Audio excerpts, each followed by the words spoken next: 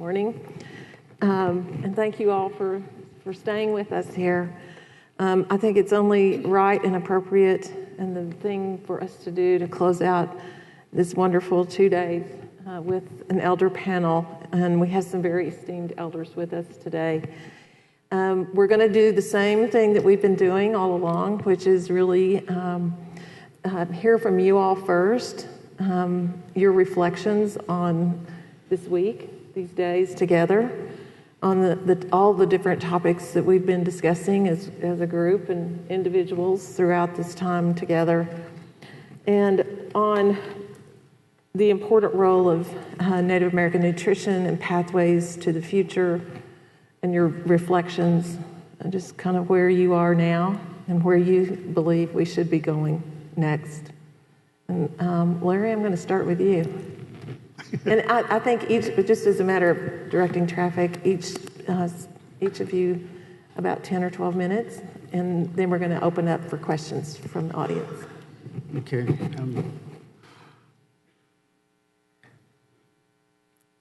Well, first of all, again, we want to thank the organizers for the opportunity to come here and to talk about food. I think when you look at food, it's the great equalizer. It's the part that breaks down barriers when we as tribal people meet on the road.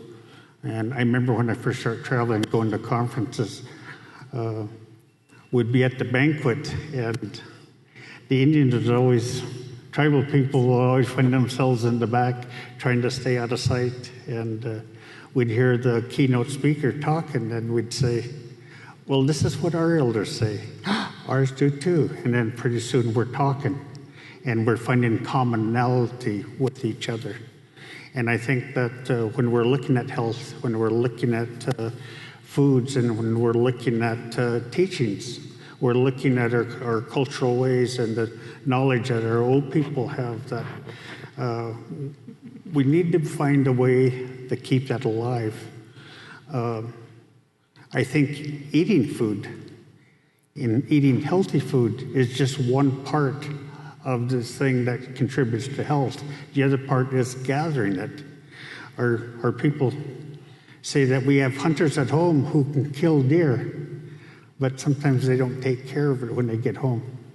They let it spoil.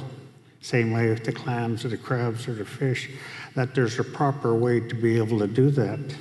And how do they prepare themselves, spiritually, culturally, socially? Do they teach their young people?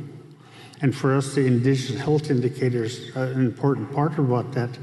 Do we still have the connection between the old people and the young people? Do the young people still go to the old people for advice? Where would I catch deer, or where could I find a deer at this time of the year? Where would we find a dog salmon at this time of the year? And so we think that as long as that we can keep that connection between our old people and our young people, that way it gives an opportunity for these teachings and the knowledge that our old people have, and allows it to continue on. And it goes on generation after generation after generation. And I always tell our duck hunters, if there's an elder in our community who's wishing for ducks in the morning, and you have a string of ducks sitting on their door handle by that afternoon, it shows that you really have this spiritual gift that enables you to be a duck hunter, because you heard the wishes of that old person.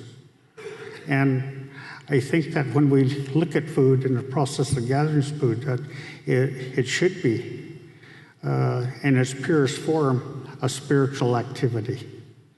And when you treat it that way, again, I think that you not only feed the body, but you feed the spirit also of the one who attained the game, the fish, the ducks, the deer, the elk, the crabs, the clams, but the one also who received it.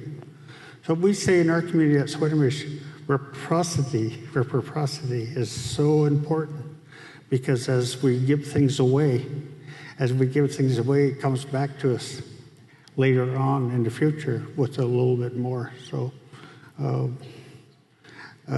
again, We used to say in the old days that the most richest people in our communities were also the poorest. They didn't have nothing because they were always giving their wealth away.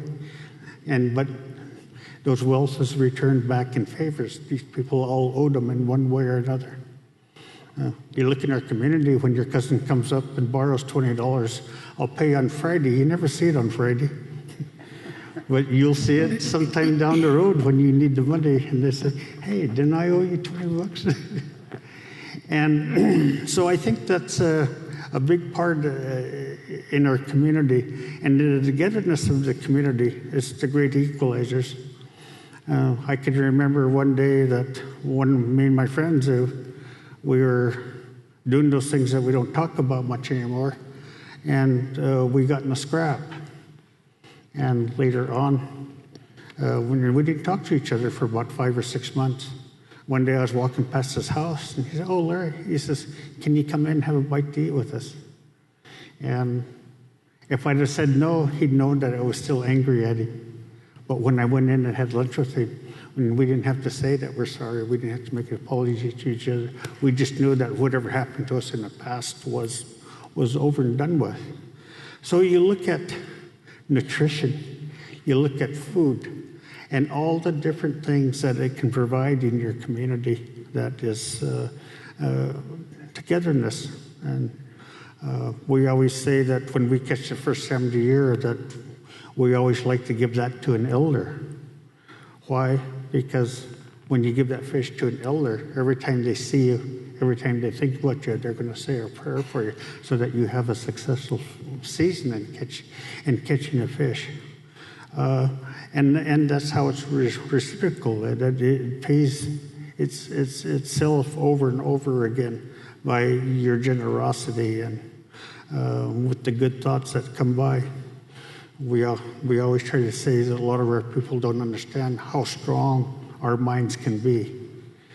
They can be really strong, and they can be used for good or for bad. And as long as that we can use it for good, that it makes not only ourselves stronger, but it makes our families stronger, it makes our children stronger, and it gives our elders a chance to stay with us, to keep going there, as long as that we keep going there, and to listen to them. It gives them a chore. It gives them a role in the community. We used to hear when I was young that a lot of our elders were crying when they died, when they went to the other side, because they had all this information, and the people of our generation, we wasn't interested in it at that point in time. So again, now as we're starting to get interested, our elders are taking on a stronger role in our community, and I think that we can only be as strong as the love that our elders have for our young people. To go over, I'm a great-grandfather about 8 times now, and I'm just now starting to understand that role of a great-grandfather. When you're a parent, you tend to be strict.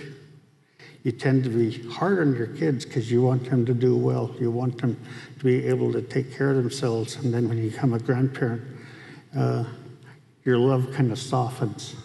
And when you're a great-grandparent, it softens completely. And you spoil the heck out of them, then you live and go home and torment their parents. So, and that's a central role that I think that food can play in our stuff. That we don't do anything in our community, whether it's government-wise or spiritually-wise, without saying a prayer for our food. But at the same time, our cooks say prayers for the food as they're preparing it, as they're getting together. We had one family of sisters, of about 5 sisters, who used to do a lot of cooking for our community. And they were the only ones who could get away with laughing and having fun at a funeral, because the people would say, well, our food's going to be very good today because these cooks are putting good energy into it.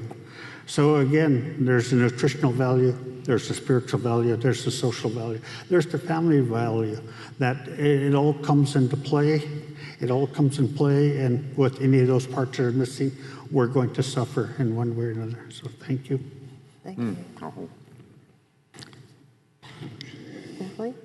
Yeah. Hello again, and I was thinking about this wonderful conference and appreciate those who planned it. They did very well, including the young people and the elders to be part of the whole presenter parts of it, because we all have different perspectives depending on your age and life experience and where you grew up, and there's so many variables to becoming an elder in terms of language and what your parents and grandparents and great-parents taught you. So we converge to older age, and you think, when you come to a conference like this, you think, my goodness, I thought I knew a lot. And somebody asked me yesterday, what do you think? And I said, well, there's certainly plenty of food for thought. A lot of food for thought.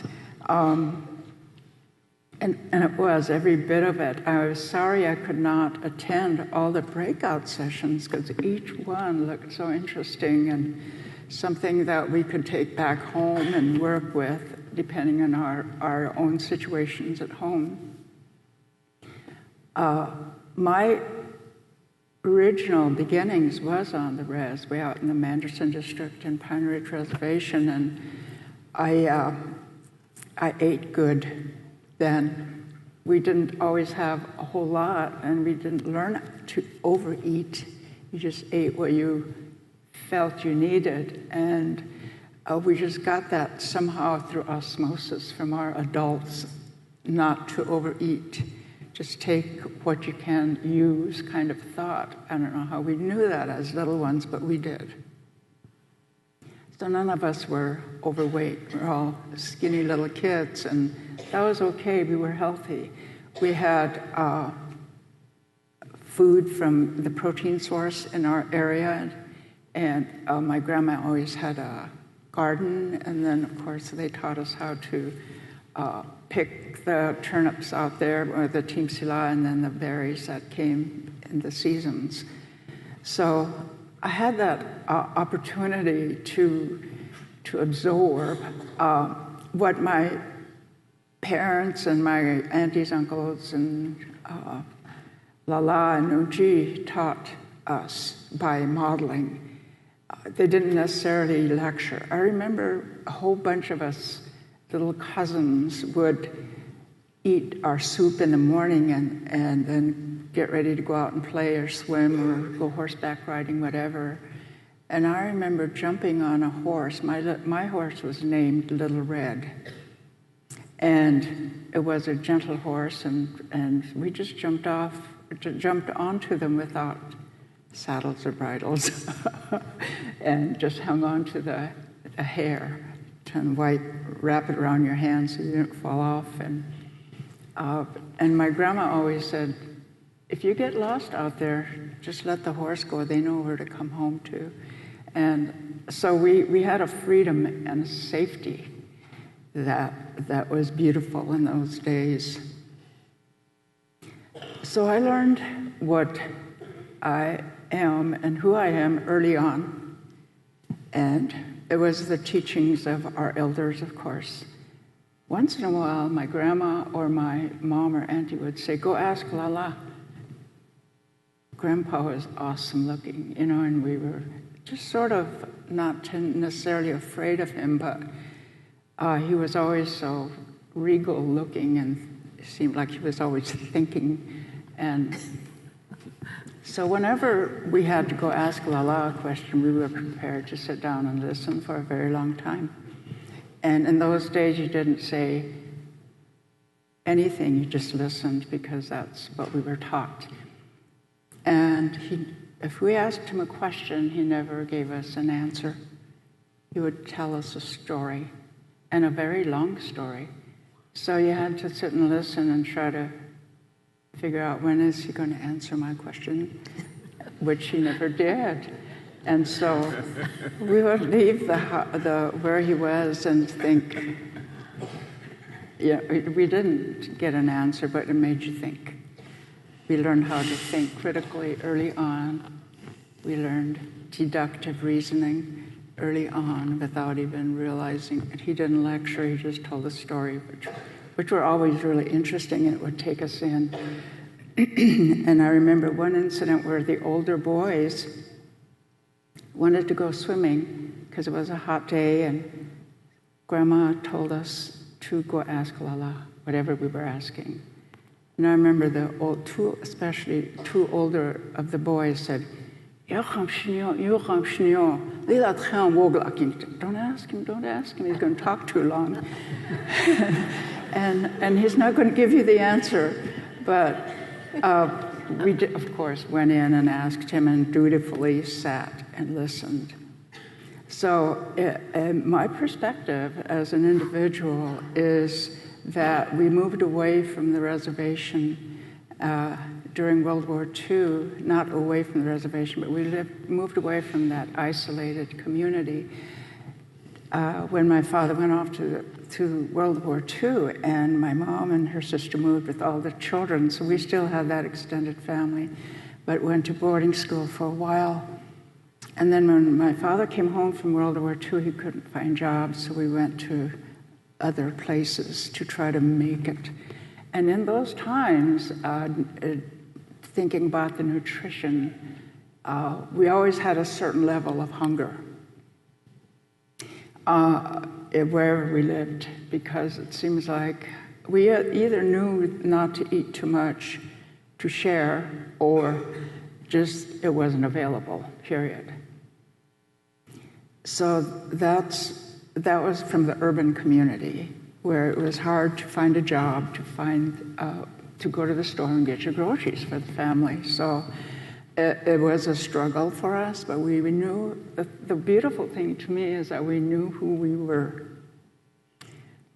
Even in the settings where racism was blatant and people didn't seem to respect who you are, we knew we had our identity set, like Faith said. We had our identity set early on. So that gave us strength to continue to live and do the best we could. So the perspective from an urban Indian, of course, is that's what they call us, or they'll call us herbs. And we have our own perspective of living as a Lakota person. And I eventually became educated in the Western way and got my degrees, and I taught nursing in a college for many years, and this idea of holism kept coming up during the conferences, during the talk here at this conference. The idea of taking everything as a whole rather than just physically or mentally. It's the holistic view that we all have inherently, I think, as Native people of this continent. And we carry that forward. Of course, now there's a whole new movement, or has been, of holistic. That's a key word anymore. And there's even a Holistic Nursing Association. And I used to go to those meetings back when I was working in Arizona. And I would think, well, this is what we already know.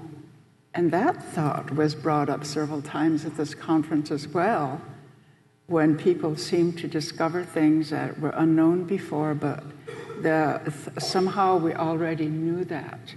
We already know that to be healthy, you have to have a physical, mental, emotional, spiritual balance. So holistic medicine was natural for me, and so soon the organization found out that I knew something already, and they wanted to know more. And I wasn't sure, even in that setting, after years away from the reservation and being Western educated and living among, I had my own family, of course, but basically living around other cultures, how much am I supposed to share? So that inherent knowledge was there, or awareness was there anyway. Am I being not faithful to who I am by sharing what I know deep inside. So I always held back a little bit and did share some of the things, peripheral things that I knew with the group that were wanting to listen to me. So that's another thought from being removed from the res, and it's because we had to live, and trying to adjust to another way of life, but trying to maintain your Lakota-ness at the same time. And I remember my mom gave me a long, long talk the day I got married and was planning to move away. She said, "Niwa Lakota he kiksuya," which means remember who you are, basically as a Lakota woman. And she gave me examples of how to behave. Because I said, okay, tell me some ways I can do that. And she said, well, I know how much you like earrings. She said, if you ever have some that really mean a lot to you, give them away.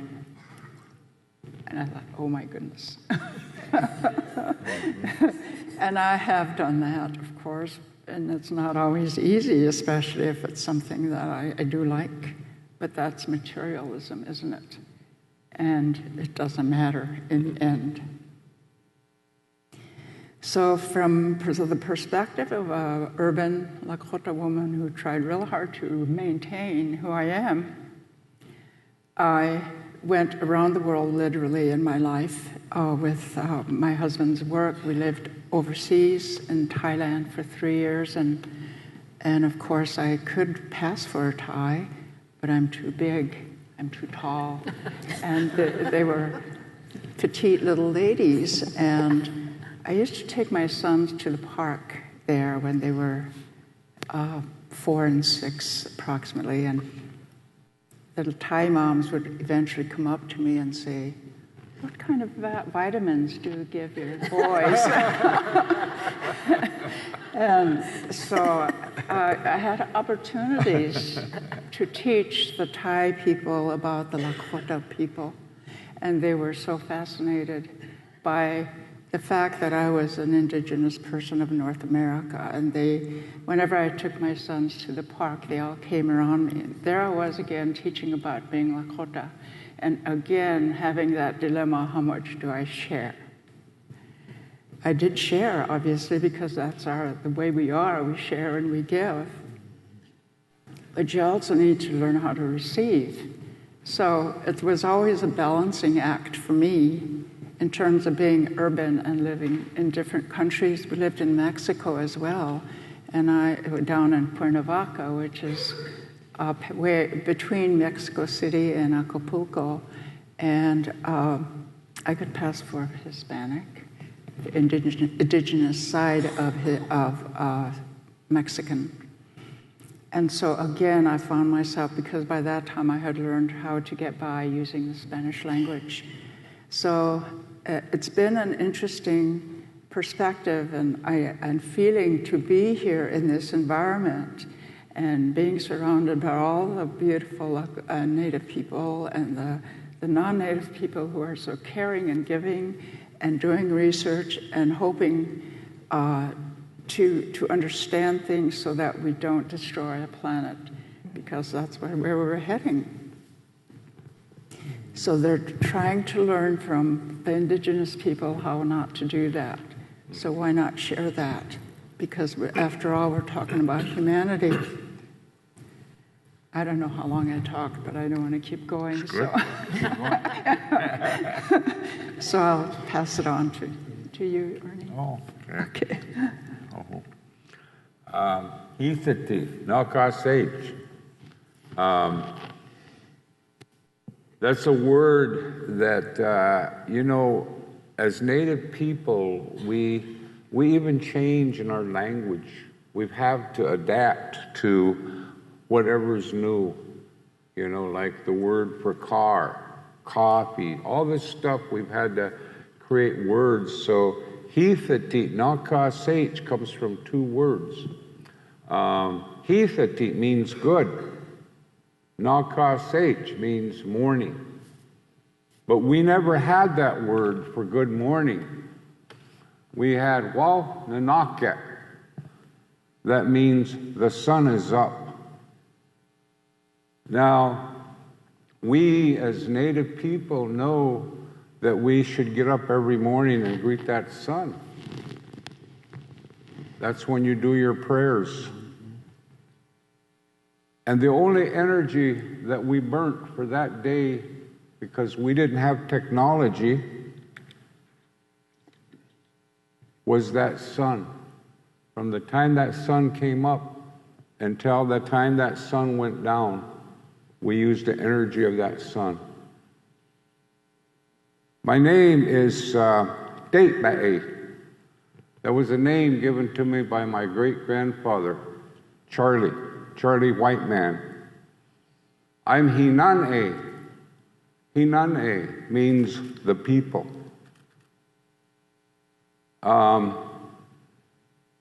The colonizers gave us the name Arapaho. We don't know what that means. I'm a northern Arapaho from Wind River, Wyoming. I live in Minnesota now. I've been here about 30 years. And historically, we lived in Minnesota hundreds of years ago, allies with the Dakota people.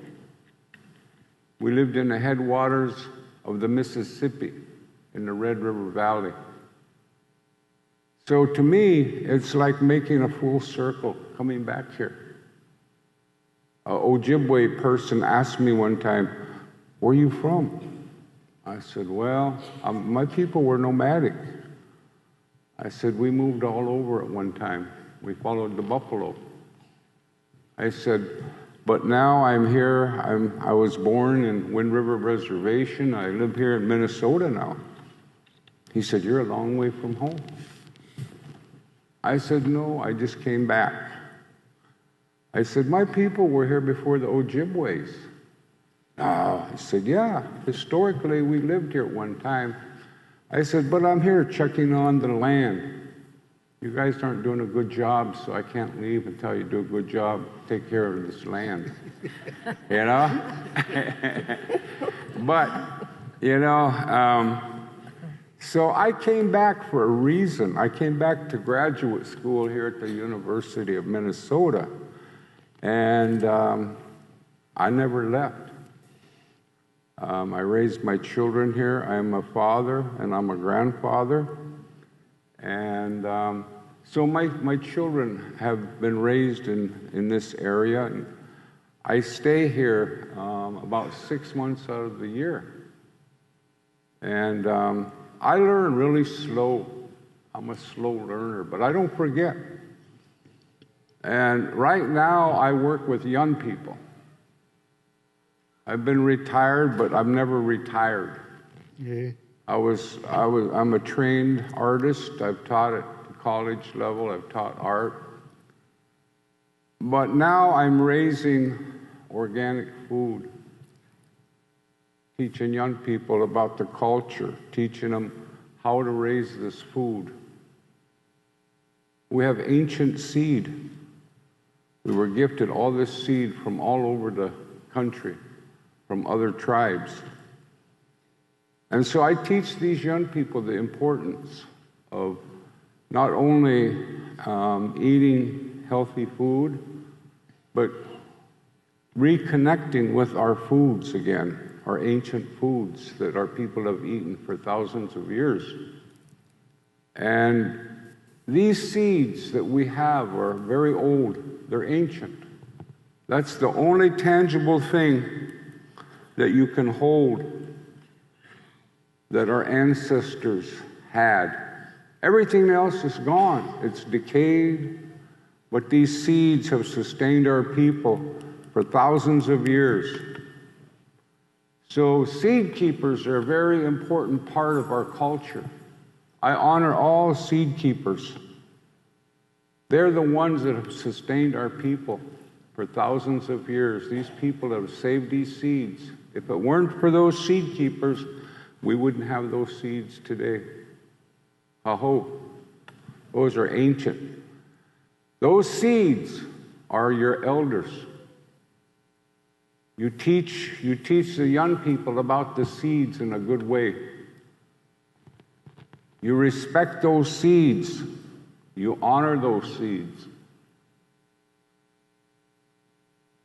You know, it's very important because those seeds, you know, if you think about it, look at all, you know, I always tell the kids, I said, think of a pyramid. Think of a pyramid, and you're at the very top, and all your ancestors have gone on. They've passed on. So you could be there today. We're survivors. So every one of you are survivors of all your ancestors. So we have a responsibility. We have to carry that on because one day we'll be down there with them in that pyramid, and there'll be young people up there. We have to show these young people, teach them. You know, there's two kinds of people that get older. I don't like to say old people. To me, that's not a good word. I say when we grow up. We're all grown up here, all of us. We're growing up. I'm 70 years old. I'm going on 71. The Creator's been good to me. That name, Strong Old Man, has helped me this far. I'll be around 70 more years, maybe. So I think that it's very important, you know, that we utilize our elders in a good way. You know, there's two kinds of people that grow up. There's old people and there's elders.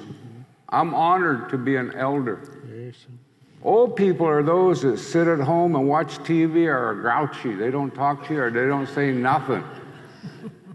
Elders are the ones that pass on the wisdom and the knowledge. That's what I want to be. I teach my young people that, you know, one of the things I said, I got to do what I wanted to do in my life. I got to go to school. I got to be an artist. I got to be a teacher. I got to travel all over the world.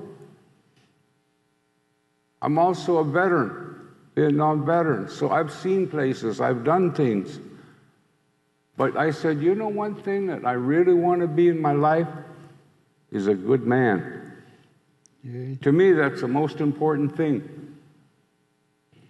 All this monetary wealth, I said, today, that's how they mark a man, a good man, is by how much he accumulates in a lifetime. How many cars you have, how many degrees you have, how big's your home. The most successful person is the one that is the most giving to their people. The one that is there for their people. That's the successful one. That's what I want to be. So I strive to be that. That's why I work with young people. I work with all Native people, but primarily with the youth. To me, that's the future. And so I don't know if you were here, many of you, for the panel the other night. We brought some of the young people that I work with here. They were on a panel. I'm so proud of our youth today. You know, we have to give them roles of leaders. They are our leaders for the future.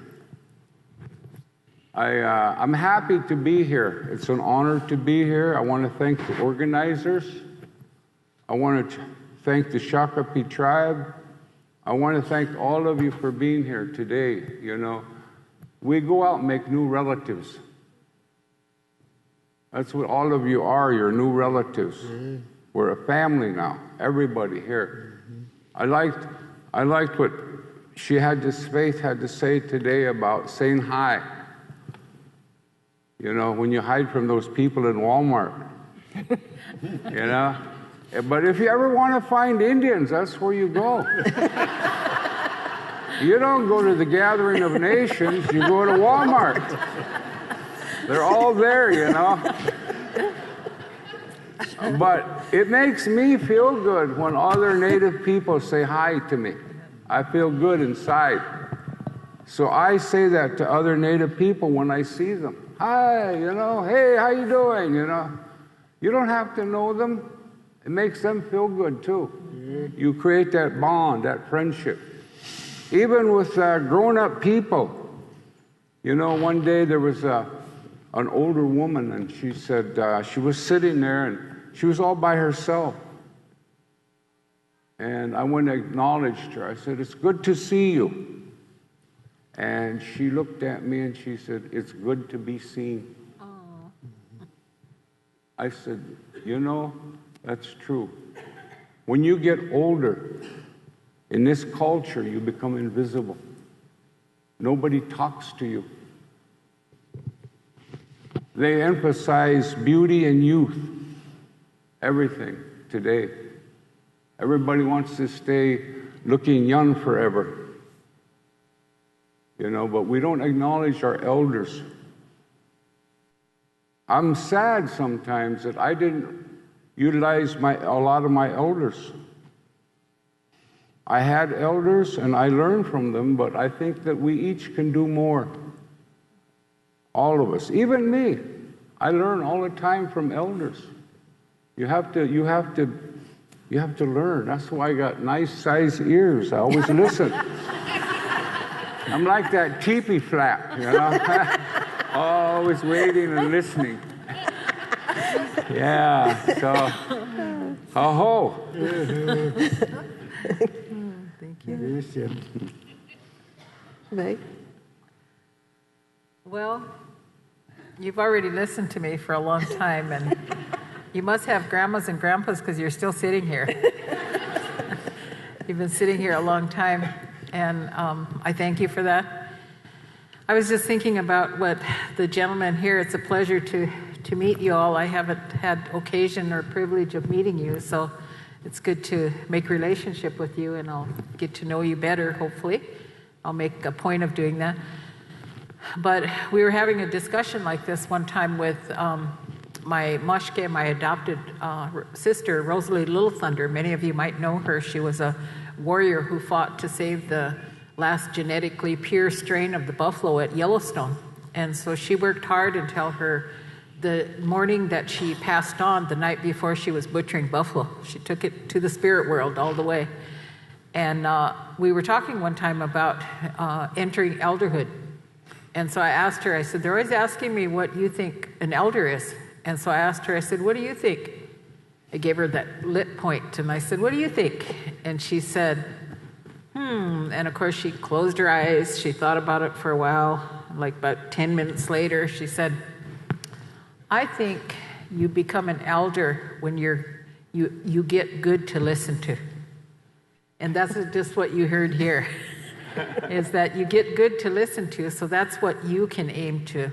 If nobody's listening, maybe you've got a while to go. But we can always aim for 90, right? So I think that in the scheme of life, it's just not elderhood, but there's many rites of passage that you go through. I was supposed to, and I felt sad about not going, but I'm glad I'm here. Creator works in mysterious ways. But I was supposed to be, I have such a full calendar. Talk about senior moments. I was called to go up and help with the welcoming baby ceremony for the little girl that was born to the Savannah that you all have been praying with. The little girl that was horrifically, her mother was murdered. Anyway, they wanted some older women's societies to come up and welcome this little precious baby that was born. And so I said, okay. And so I called up my friend who's always willing. She's my age, but she's always like old cowgirl. She's always ready to jump in my car. So we were headed out, and I said, oh my gosh, what am I doing? I'm supposed to be in Minneapolis tomorrow. So we turned around and came back, and I sent prayers up north because we were supposed to do that yesterday, but there were other women there that took care of baby and gifted her and prayed with her. I sent my prayers up, and continue praying for her because she's going to need all your prayers to, after being born in such a horrific situation. But I think that the reason I brought that up is that we all have these rites of passage that in the old ways of being, you all knew your purpose because you were reminded in each rite of passage. So the ceremony that we do before you're born, because as a spirit coming, you choose your parent, is the way we believe it. And so for some reason, you know, my kids made me real humble and they chose me as their parent. But in the spirit coming, before they're born, we did this with my daughter-in-law. I'm going to have a new granddaughter in December. So we talked to the baby girl, and we said, we're excited about you coming, and her husband. And this is a way to renew manhood. If men who are womenizers have not had the opportunity to heal and continue to use women, is when they make a child, to be present, to be there for the duration of that child's life. So my son put his hand on her tummy and talked to that little girl, and he sang to her. He said, I'm excited about you coming. And so we did the welcoming of the spirit before she comes out of the womb. And the water, of course, in the womb is the first medicine. That's the Miniwi Choni. And everybody nowadays knows what Miniwi Choni is, right? After Standing Rock. And so as you go along in life, there's other ceremonies, and each of our bands, our tribes, have different ways to mark those different rites of passage. And we could talk about that all day. The coming of age ceremonies, and then we're in the age now where, you know, I'm aiming for 90 for that last ceremony, but it's a really special time, like he said, to be able to be privileged to have you listen, because there's and the challenge on the other side that we have is that we've done that before, and when we watch you doing it, we have to learn patience to not say, oh, don't do that, because you already know how it's going to turn out. So you just got to keep your mouth shut, because they got to figure out that it's not going to work. So that's the challenge on the other side, is we have to learn patience and to be able to be there when they fall and encourage that, you know, that didn't work. Indeed, it didn't work. So I think that in the process of doing that, we're at a crucial stage now where a lot of the elder knowledge is eroding. There's a passing of generations. So like him, I always try to drag a young one with me. I'm always, you know, I got grandchildren, of course, but there's something outrageous about teenagers. It's probably me going back to that stage, but I love to be with teenagers. They have such an outrageous spirit, and they just say anything like we do. They're insane like us. And so it's such a delicious, but I know that there are some people who probably haven't grown up with grandpas and grandmas, and so you have to create that situation sometime. I'm going here to American Indian Science and Engineering Society. We have anybody here going to ACES in Denver? It's such a grand gathering because we'll have 1,000 Native young people walking around that are becoming scientists and engineers. And I'm on the Council of Elders there. And it's just totally amazing because we do what we're doing here. A lot of them have not grown up with grandpas and grandmas. So we have a grandpa and grandma hour where we sit and we talk with them. And they just crave that because they're in that technological, in the classroom, they're all alone all year long. They're in a very scary, violent classroom where grandpas and grandmas aren't there. So we'll have a big gathering like this, and we spend time with them, and we kind of stand our relatives up, and then we push them back into those classrooms. And so we have them coming out. So I'll be going there from here, so you just gave me the warm-up. This is the warm-up dance. Just a couple other things I want to share. Since we're talking about nutrition, this is a different kind of nutrition, but I have a memory. I'm writing a book, and my son said, you should put this in the opening paragraph. And I was telling him a memory that I had with my grandma, the one that died when she was 104. And I remember one day we were going down to get some water, and she did this all the time, but for some reason this one stood out in my mind. And she said, Takoja. We were going after water, and she said, Takoja, Hugh, come over here. So we made a diversion, and we went over, and we sat on this bank. We're going through the weeds, and I sat down beside her, and to me it was just like regular. Now when I think about it, it's a little irregular. But she reached over and she had her mina. She said a good woman always carried a knife, and so can't do that anymore. But she pulled out her knife and she started digging on that bank. And so she found a couple clods, and they were dirt. It was dirt. And so she gave me a clod, and then I took one, and so I looked at her, and I knew she was going to do that, but she started licking that dirt. And so she said, Wota, eat your macaw. So her and I, my grandma, sitting here in the hot sun, and we're sitting on this bank, and we're eating dirt. So years later, I was thinking about how she knew that there were certain nutrients in the soil that I needed. I needed it for my hair. I needed it for my teeth. And there were only certain areas, and of course you can't do that now, like the ethnobotanist was saying up here, that there's pesticides, there's poison in the ground, so a lot of our natural nutrients are gone now. So that's something that I have a special interest in, is to redefine those areas where we used to go eat dirt. There was a reason, there was a spiritual reason that we did that.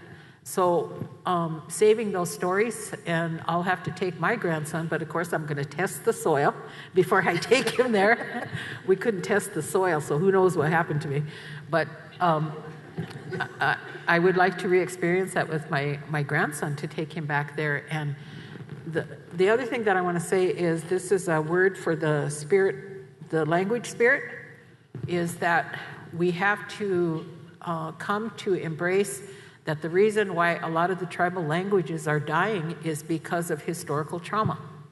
So there has to be a healing between the teacher and the student.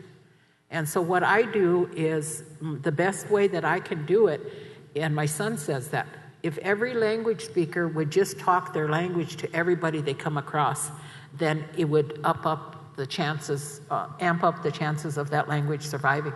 So with my grandson, I just talk Dakota to him nonstop. To him, it's natural. And so that's my legacy, is that I had historical trauma with my kids, and it was like the most urgent thing in the world, and I overwhelmed them, and I said, you've got to learn the language because it's dying. What does that feel like for a 10-year-old, to think, if I don't get this right, the language is going to die? It was too much. It was overwhelming.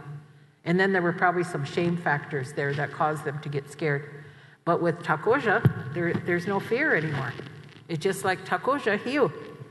And then, you know what he does is, when I talk sometimes, if he doesn't understand some words, he just pacifies me, and he goes, oh, how. He's only 4. Or he'll just, just like pacify Kunshi. So it's just a natural way of being. And those are the kind of things that if there are some elders out there, there's this one elder on the street at home, and obviously he couldn't fit in this world, and that's why he drinks. So I was telling the Lower Brule camp, I said, we need to go get him. We need to detox him, and you guys could live with him in this camp, because this is his world. He couldn't fit in the other world. That's why he drank. He medicated himself. And so there's a role, and he is an articulate speaker of our language. Oh my gosh, he speaks in ways that people no longer speak. So we just got to dig a little bit deeper and find out how are those ways that we can capture those relics or whatever, those strongholds that are still here, particularly in regard to the language, because the language is codified. And I was thinking that, I was talking about this with my daughter. My daughter is working on her doctorate in anthropology at the University of Washington. And so her goal was to change the story that I've been talking about for years, that the anthropologists got a lot of it wrong.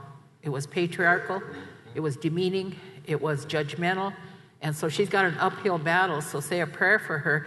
But one of the things that she wanted to look at was healthy sexuality when the camps were growing up, that it was procreation, it wasn't about a sexual act, which has become sexualized in the society that we live in now, and that's what our children are subjected to. And so she was starting to study. She asked me, she said, how do you say sex in our language? And so there's different words. Different bands have different words for the language, even among the Lakota and the Dakota. And so I said, one of the words, the old words, is wayuwi, which means to braid yourself together. Isn't that beautiful? It's not a sexual act, it's just two people coming together in a braid. And what else about that teaching? What do you think of when you think of a braid? Any scientists in here? DNA. Those strands of the DNA, that procreation coming together. So there was a lot of codification in the language. Another one is if you say ikudush aka, I don't know how you say it when you hit Isha. Ikudush aka means to get pregnant, but it doesn't say pregnant, it says to make yourself strong. So there's behavioral instructions in each one of those languages. And so the calling back the spirit of the language is really, really important.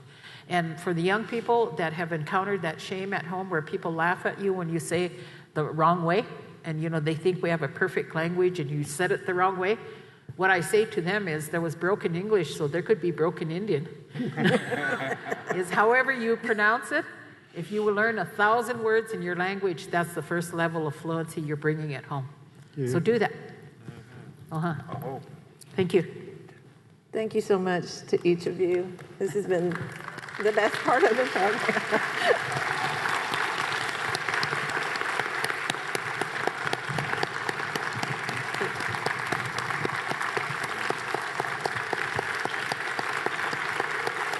Thank you. What's your name? Ernie Whitehead. Oh my gosh, I've heard of you. Yes. Oh, Faith, Tell don't me get your up yet. Faith, don't get up yet. I'm shaking hands. Oh, okay. Go up. That's what we do. Carry on. This is decolonization. I'm sorry. Carry on. What's your name? I think we have time. I've been told we It's a have time pleasure for a to few meet questions. you. Is that correct? Thank you. Thank you. I'm just trying to follow my instructions. Okay. All right. Stay on time. Your colonized instructions. Yes. Boarding school era. Sit down. Okay. And I'm not even going to presume to ask anybody to actually answer this. So can you share some strategies on keeping tribal leadership accountable to community-based projects?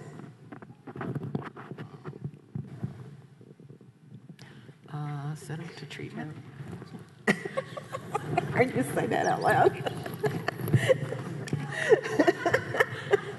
I think they heard you anyway. I can attempt to answer it.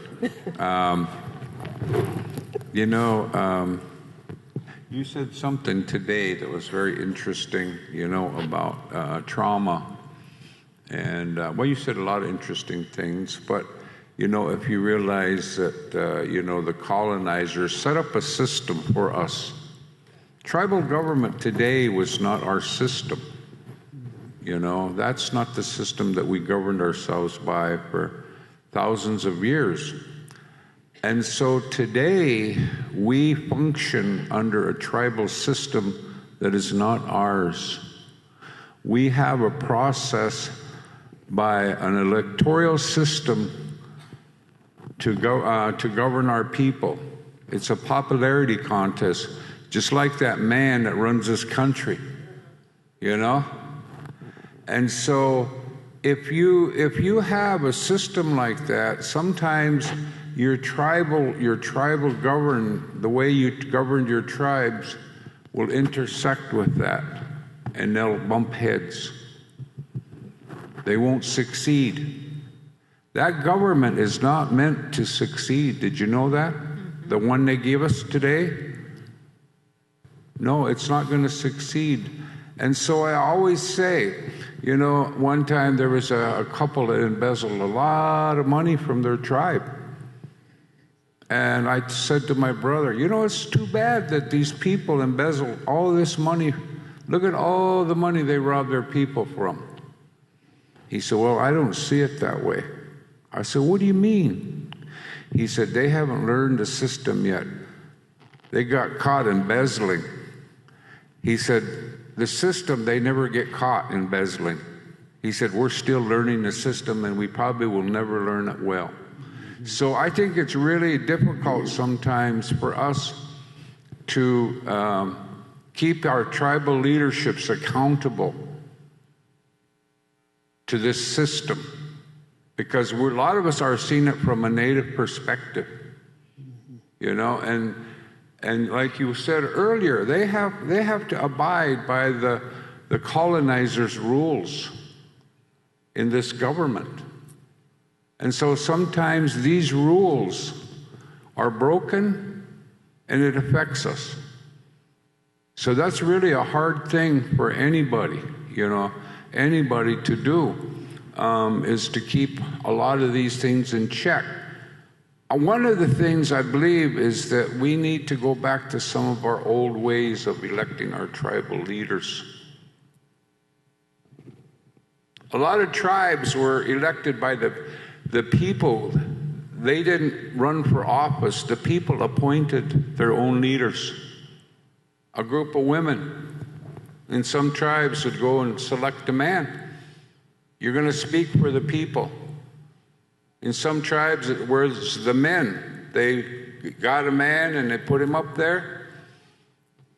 They had spokespeople. That's what's lacking today, I think, in Indian country is true leadership. Everybody wants to be a tribal councilman. Everybody wants a job. But we need true leaders that are going to speak and represent the people. And that's the only way I think that any of our projects, our communities-based projects, our tribal leadership roles are going to help the people. They have to be true leaders of the people. They have to speak for the people, and they have to be the people. I don't know if I answered that, but I made an attempt. I think one of the ways that we saw a neighboring tribe from Canada do it, they have an elder council that doesn't have any political power, but they're there for advice. And they take a look at what the elected leadership is dealing with, and then they put the traditional teachings into it. And it's good to have that constant reminder of what is your traditional law, what is your family law, what is your community law, what is your personal law. And I guess sometimes our leaders get so caught up in the idea of making progress. And I think that with creativity that you can be progressive and you can be traditional at the same time. And so some of our leaders are not sharp enough to be able to know the difference. They think it's either or. You got to pick one or the other. And I think that with a thorough knowledge of your traditional law, you can make it work. I always say that we always say in our neck of the woods that for our traditional law, you're not supposed to add to it or subtract to it. But at the same time, that for it to be helpful in our contemporary times, it does need to be flexible, and we need to learn how to use it in that way, and so that we don't have to give up for being progressive. I think that this gentleman did, and of course Faith talked at length about historical trauma and the layers of events that has happened to just people in general, but specifically the indigenous people.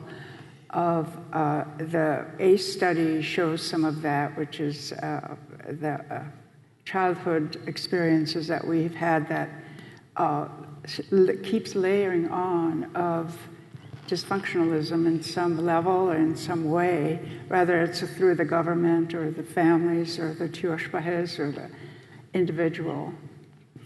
So I think that if we can educate our children about what historical trauma is, because I think they have an innate feeling of it, but they can't identify what it is. So if we could start with the children, that's looking to the future. But today's leaders, it is certainly a challenge, and not just with one tribe. It seems to be throughout. And I am not really sure what it is. There seems to be a lack of transparency, for one thing, in terms of favoring each other for whatever reason. And having an elder council, I think, works. Even in Rapid City, where I'm living right now and working at the College of Nursing, I am involved in community work. And recently, a group of people who are trying to better relationships in Rapid City among the non-natives and the natives. Historically, it's been pretty rough there. And this particular community group of many types of people, it's a diverse group of people, ethnically and age-wise and professional, and the or the common person. There's no differentiation among this group of educational levels or what you do. It's just a group of people who want to make life better for the people. And so they formed an elder council in Rapid City to help with this effort. So there seems to be some value, of course, in pulling on people who have lived for many years and experienced many things and are willing to give back to the community. And I think that we all are there, basically, when you reach elderhood, is that you think, well, I need to start giving back in some manner more than I have before. And there's a certain sense of urgency about that right now because of many events in the globe, environmentally, in the leadership that we have currently in America, and pulling it down to our communities. You can think about all that and get depressed, but we can't do that.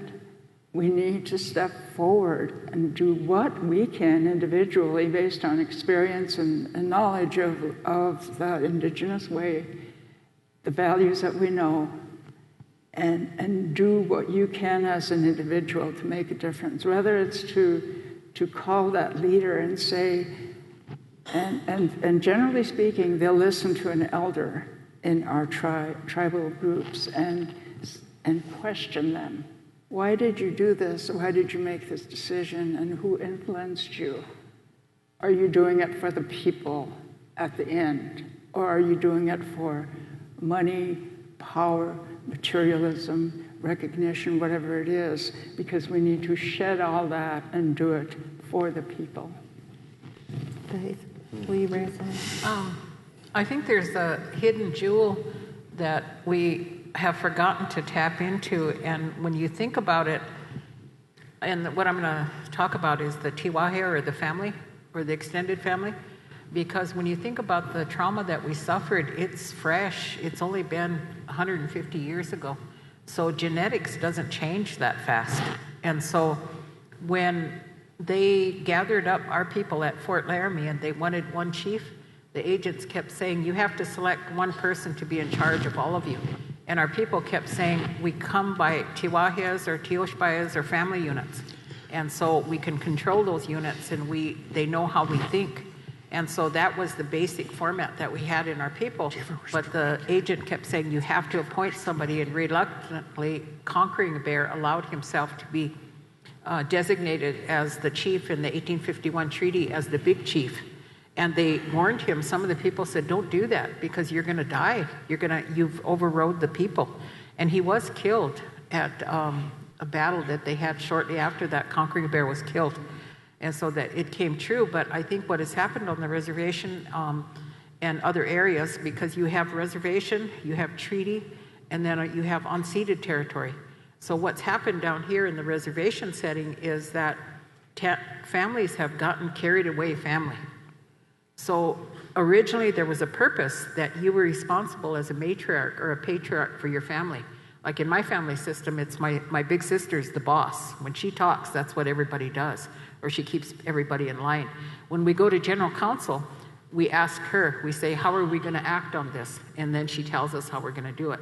So it's a governing system that was influenced in a dysfunctional way by politics, where that family system will only hire members of its family. I remember my grandfather saying, if you ever hire a member of your family, you better make sure that family works harder and better than anybody else, because they're going to bring shame to you. Now it doesn't matter. They just slide by. It's gone dysfunctional. So I think there's some elements of decolonizing and recentering that we could do. Every one of you that are Native come from a family system in your home area. You could be the decolonizing factor in that family system. And you could call for better decisions. You could call for more decolonization, and to not just hire somebody because they're your relative and they won't even work. Because we really have bad situations like that now where we have kids expect to be skating by because their aunt is on the gaming commission or something. So things have really gotten screwed up, but it's not that far away. So we've got time to, from the family level, we have control of that. And my sister, she keeps tabs on us. You know, she says, okay, now voting is coming up. Have you looked at do you even know these people? So I think that's one thing that we could do that would make it community-based. But we have a lot of work to do to heal our families. But that's what we care about. And so instead of setting them against each other, we can bring them together. On that note, thank you all so much. Thank you.